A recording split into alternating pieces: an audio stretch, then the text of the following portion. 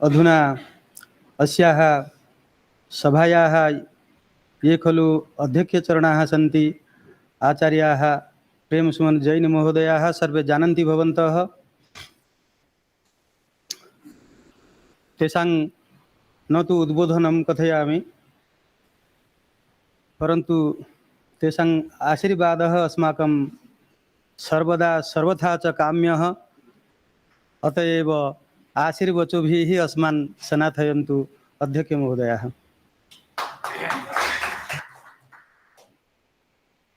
आदरणीय संकाय प्रमुख जी और सभी मित्रों, जैसा कि अभी आपने कहा कि 3 संगोष्ठियां 3 दिनों से आप सब सुन रहे हैं, थकान होना स्वाभाविक है। और इतने विद्वानों को आपने सुना तो कोई विषय शायद ही बचा हो जिसके संबंध में कुछ बोला जाए। लेकिन मुझे यहाँ आकर के एक आश्चर्य हुआ और गौरव हुआ कि जो 3 विषय आपने चुने, पुराण, अलंकार और प्राकृत, इनका बराबर में एक दूसरे से घनिष्ठ संबंध है। पुराणों पे जो चर्चा अभी हमारे संकाय प्रमुख जी ने की, उसका प्रभाव ये रहा कि जो हिंदू पुराण हमारे यहाँ हैं और उनमें जिन चीज़ों का वर्णन है, जैन परंपरा, प्राकृत परंपरा उससे पीछे नहीं रही। प्राकृत परंपरा में 4वीं शताब्दी में तिलोई पंडिती नाम का एक ग्रंथ है और वो ग्रंथ जैन पुराण है, प्राकृत पुराण है। और उसमें यही जो आपने बताया, नदियों का वर्णन, भूगोल का वर्णन, सारे त्रिलोक, उसका नाम है त्रिलोक प्रणति, तो तीनों लोकों का वर्णन उसमें है। और ये एक दूसरे से जुड़े हुए हैं। हमारे जो हिंदू पुराण है, संस्कृत पुराण है और ये जो प्राकृत पुराण है, इनका तुलनात्मक अगर हम अध्ययन करें तो बहुत सी चीज़ें हमारे सामने उपस्थित होती हैं। इसी तरीके से आपकी जो गोष्ठी अलंकार पे हुई, वास्तव में हमारा जो अलंकार शास्त्र है, काव्य शास्त्र है, यदि हम ये कहना चाहें कि हमारे जो आचार्य हुए हैं, अलंकार शास्त्री हुए हैं, उन अलंकारों को आधार प्रदान किया है तो प्राकृत की गाथाओं ने प्रदान किया है।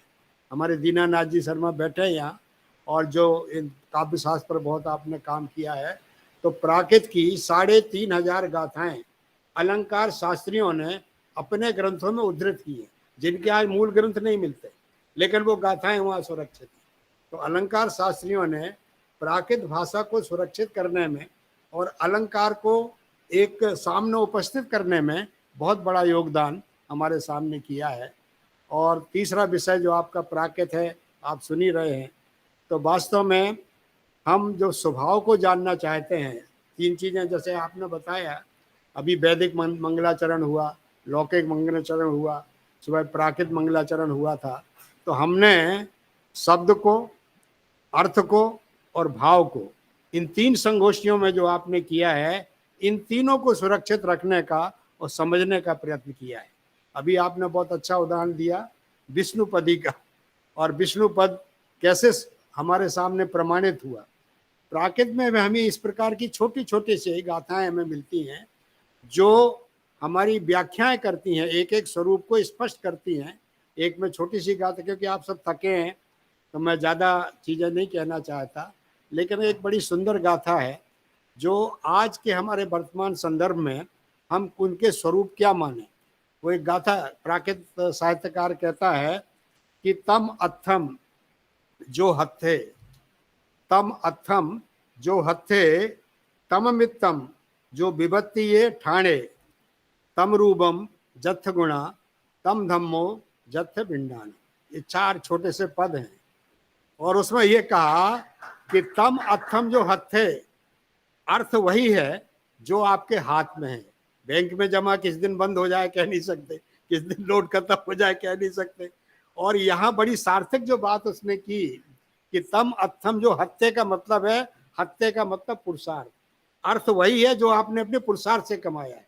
बाप दादाओं को जो मिला वो आपके कमाई नहीं है। तो एक जो उन्होंने व्यापक दृष्टि से शब्द का प्रयोग किया कि तम अथम जो हत्थे। और आज हम सारे मित्र की परिभाषा जानते हैं, एक ही कसौटी उन्होंने रखी कि तम मित्रम जो विपत्ति है ठाणे, जो विपत्ति में आपके साथ खड़ा है मित्र वही है। बाकी सारे प्रसंगों में तो आपके पास सैकड़ों मित्र मिल जाएंगे। आज चर्चा सुबह भी चल रही थी और वर्तमान युग की हम बात कर रहे थे आज सौंदर्य प्रतियोगिताएं बहुत होती हैं, तरह तरह की तैयारियां होती हैं, तरह तरह का खर्च होते हैं। इस काव्यकार ने खाली 2 शब्द कहे और उसने कहा कि तम रूपम जथ गुण। रूप वही है, सौंदर्य वही है जहां पर गुण भी हो। बिना गुण के अगर हम कितने ही सुंदर हों तो वो रूप नहीं। और हम चर्चा कर रहे थे धर्म की।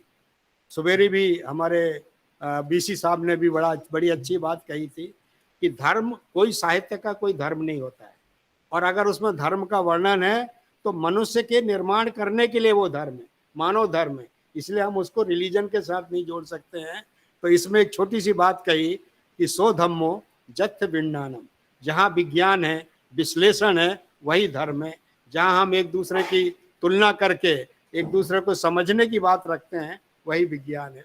ऐसी बहुत सी बातें हैं हमारे साहित्य में, प्राकृत साहित्य में कही गई हैं। चूंकि अभी आपने कहा कि होली का अवसर है, मनोरंजन की भी चर्चा हमारे कवियों ने की है। एक मैं बात कह के समाप्त करना चाहूँगा। एक गाथा मिलती है, मित्र घूमने गए गांव में, 2 मित्र घूमने गए गांव में। उन्होंने कहा कहाँ हमको ले आए छोटे से गांव में, यहाँ हमको सौंदर्य कहाँ मिलेगा, यहाँ हमको भोजन की सामग्री कहाँ मिलेगी। तो वो कहता है कि भुंजसु जम साहीणम, जो तुम्हारे पास है उसका उपभोग करो, आगे की तृष्णा मत करो, जो तुम्हें मिला हुआ है भुंजसु तम साहीणम। तो वो उत्तर देता है कुत्तोलोनम कुणाम रिद्धि है, कि इस कुगाम, ये जो छोटा सा खराब गांव है, इस गांव में लौण, लौण का मतलब है लावण्य और नौन का मतलब है पकवान, नमक। तो इसमें हमें पकवान कहाँ मिलेगा, भोजन कहाँ मिलेगा, लावण्य कहाँ मिलेगा। तो उसने एक बड़ा सुंदर जवाब दिया।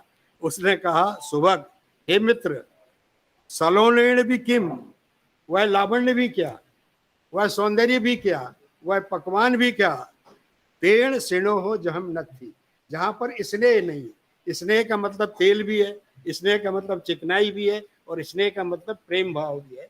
तो जहाँ प्रेम भाव नहीं हो, ऐसे शहर में आकर के हम क्या करेंगे। गांव में तो आए हो तो यहाँ आनंद करो।